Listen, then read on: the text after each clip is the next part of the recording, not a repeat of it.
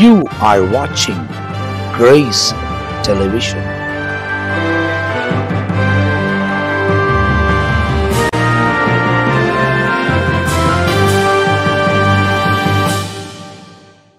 Praise the Lord. Grace TV நேயர்களுக்கு talk with Jesus என்ற ப்ரோக்ராமில் உங்களை சந்திப்பதில் மிகவும் மகிழ்ச்சி அடைகிறேன்.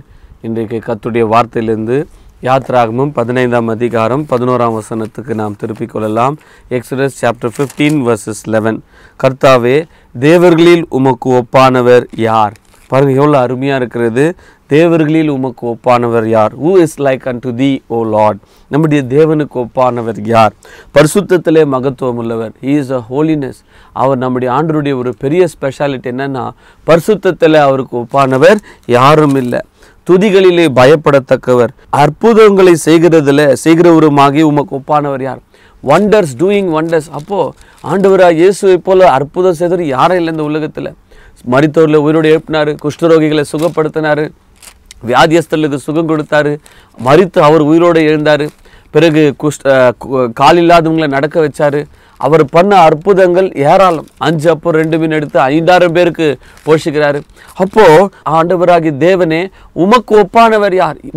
உம்மை போல யார் ஆண்டவர் இருக்க முடியும் அப்படின்றது இந்த யாத்ராகம் 15ஆம் அதிகாரம் மோசே பாட்டு பாடுறார். Lord who is like unto thee. நம்ம கூட ஒரு பாட்டு கூட இருக்கு இல்லையா, உமக்கு ஒப்பானவர் யார் கர்த்தாவே என்று சொல்லி.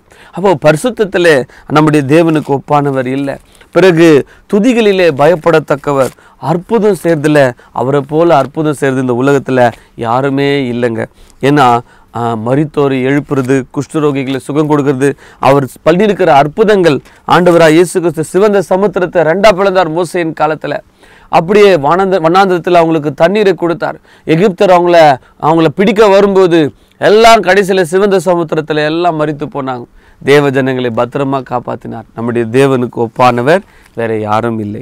அது சங்கீதம் 89ஆம் சங்கீதம் 8ஆம் வசனத்தில் வாசிக்கிறோம். Psalms 89:8. சேனைகளின் தேவனாகிய கர்த்தாவே, உம்மை போல வல்லமை உள்ள கர்த்தர் யார்? அவரை போல வல்லமை, அவரை போல பவர் யாருக்கு உண்டு? ஸோ பரிசுத்தத்தில் அவருக்கு ஒப்பானவர் இல்லை, அற்புதம் செய்ததில் அவருக்கு ஒப்பானவர் யாரும் இல்லை. வல்லமையில், டூயிங் வண்டர்ஸ், அதாவது பவரில் பார்த்தீங்கன்னாக்கா அவருடைய ஒரு வார்த்தைனால அற்புதம் நடந்துச்சுங்க. அவர் ஒரு வார்த்தை சொன்னார், சூரிய சந்திரன் படைக்கப்பட்டது. கிரியேஷனில் பார்த்தீங்கன்னா அவருடைய வல்லமை அங்கே விளங்குகிறது நாம் பார்க்குறோம். பெரிய பெரிய மலைங்க பாருங்கள், பெரிய பெரிய மரங்கள் பார்க்கும்போது, மிருகங்களை பார்க்கும்போது, சூரிய சந்திரன் கிரியேஷனை பார்க்கும்போது தேவனுடைய வல்லமை எவ்வளோ பெரியது. அவருடைய பவருக்கு முன்னால் மனுஷனுடைய காரியங்கள் எதுவும் நிற்காது. So God's power is such a wonderful. ஆண்டவர் அவருடைய பவர் ரொம்ப அதிகமானது. அதுக்கு தான் ஏசாயா 40ஆம் அதிகாரம் 18ஆம் வசனத்தில் நம்ம வாசிக்கிறோம். என்ன சொல்லி வாசிக்கிறோம் பார்த்தீங்களா? ஏசாயா 40ஆம் அதிகாரம் 18ஆம் வசனம். இப்படி இருக்க தேவனை யாருக்கு ஒப்பிடுவீர்கள்? இவ்வளோ பவர்ஃபுல்லாக இருக்கக்கூடிய தேவனை எதுக்கு நம்ம ஒப்பிட முடியும்? அவருக்கு ஈக்குவலாக யார் இருக்கிறாங்க? யாருமே இல்லை. அவருக்கு ஒப்பானவர் யாரும் இல்லை. எந்த சாயலை அவருக்கு ஒப்பிடுவீர்கள்? எந்த மாதிரி ஒரு ரூபத்தை அவரை வச்சு நம்ம பார்க்க முடியும்? பைபிள் சொல்லுது, வானம் அவருடைய சிங்காசனம், பூமி அவருடைய பாதப்படி. அவருடைய பாதப்பிடம் பூமி, வானம் அவருக்கு சிங்காசனம். அவ்வளோ பெரிய தேவனை நம்ம எதுக்குங்க ஒப்பிட்டு பேச முடியும்? ஒரு சின்ன நம்ம ஒரு ஃபோட்டோலையோ சொரூபத்திலோ தேவனுடைய நம்முடைய ஆண்டவருடைய வல்லமையும் மகிமையும் நாம் அதில் வச்சு கம்பேர் பண்ண முடியாது. ஏனென்றால் அவர் சர்வ வல்லமை உள்ள தேவன். அவருக்கு ஒப்பானவர் யாருமே இல்லை. 2 சாமுவேல் 7ஆம் அதிகாரத்தில் தாவீது கூட பாருங்க, கர்த்தரை ஆராதிக்கும் போது என்ன சொல்லி ஆராதிக்கிறார்? 2 சாமுவேல் 7ஆம் அதிகாரம் 22ஆம் வசனம்.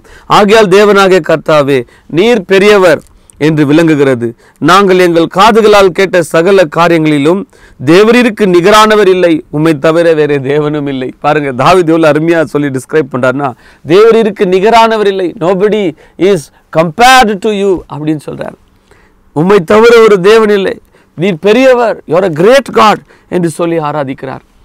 உம்முடைய ஜனமாக இஸ்ரவேலுக்கு நிகரான ஜனம் உண்டோ? பாருங்க, முதல்ல தேவன் எப்பேர் பெற்றவர், பெரியவர், வல்லமை உள்ளவர், அவர் அதிசயங்களை செய்கிறவர், பரிசுத்தர் என்று பார்த்தோம். 2வது பார்க்கும் போதோ அவருடைய ஜனமாகிய நாம்.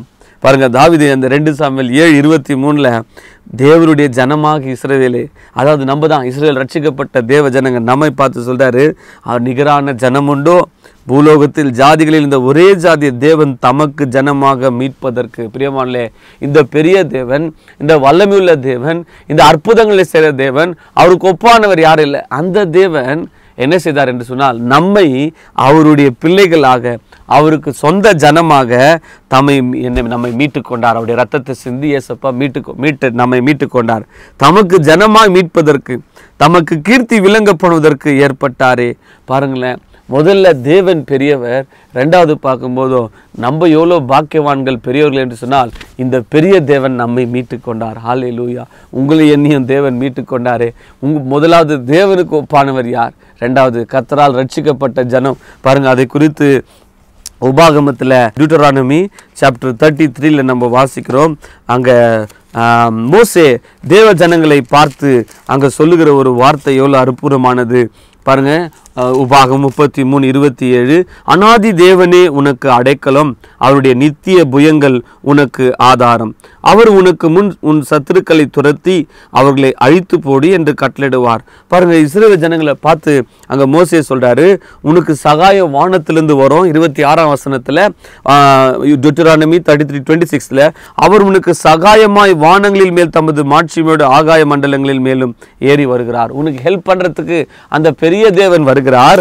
அவர் வந்து என்ன செய்யறாருங்க, அந்த அநாதி தேவனே உனக்கு அடைக்கலம், உனக்கு ஆதாரமாக, அவருடைய நித்திய புயங்கள், அவருடைய ஸ்ட்ரென்த் தான் உனக்கு பலன் அப்படின்னு சொல்லிட்டு 29ஆம் வசனம், இஸ்ரவேலே நீ பாக்கியவான். verse 29 டியூட்டரானமி 33:29 முதல்ல தேவனே உனக்கு ஒப்பானவர் யார் என்று பாடின மோசே இந்த உபாகம் 33:29 அவர் வாழ்க்கை முடிகிற காலத்துல சொல்றாரு, இஸ்ரவேலே நீ பாக்கியவான். கர்த்தரால் ரட்சிக்கப்பட்ட ஜனம் யாரு? நம்ம தான்.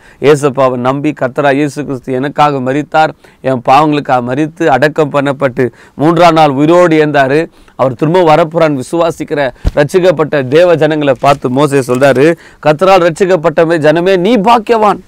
ஏன்?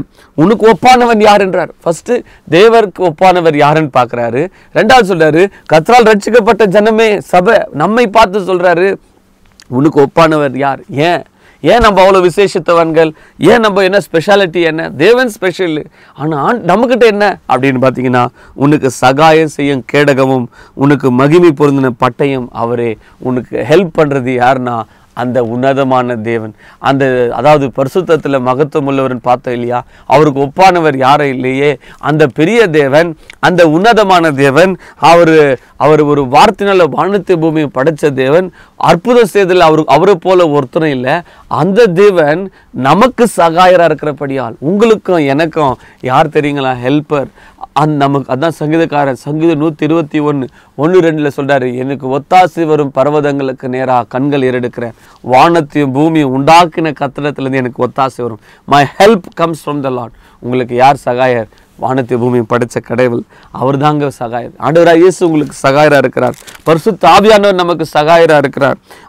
உனக்கு சகாயம் செய்யும் கேடகமும் உனக்கு மகிமை பொருந்தின பட்டயம் அவரே. உன் சத்துருக்கள் உனக்கு இச்சகம் பேசி அடங்குவார்கள், அவர்கள் மேடுகளை மிதிப்பா. இந்த 2 வசனம் மறக்காதீங்க பிரியமானே. யாத்திராகம் 15 மோசே சொல்றாரு, தேவனே உமக்கு ஒப்பானவர் யார் என்று சொல்றார். 10ஆம் வசனம் 11ஆம் வசனத்தில். இங்க உபாகம் 33:29 கர்த்தரால் ரட்சிக்கப்பட்ட ஜனமே சபையை தேவ ஜனங்களை பார்த்து சொல்றாரு, உனக்கு ஒப்பானவன் யாருப்பா? உனக்கு மகிமை பொருந்தின பட்டயம் அவர் தான், உனக்கு கேடகம் அவர் தான், உனக்கு சகாயர் அவரு தான்.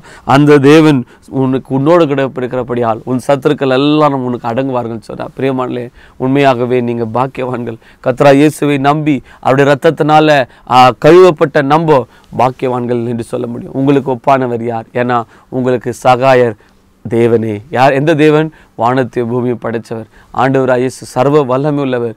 அவருக்கு ஒப்பானவர் இல்லை, அவருக்கு நிகரானவர் ஒருவரும் இல்லை. அந்த நிகரான தேவன் உங்களுக்கு சொல்றாரு.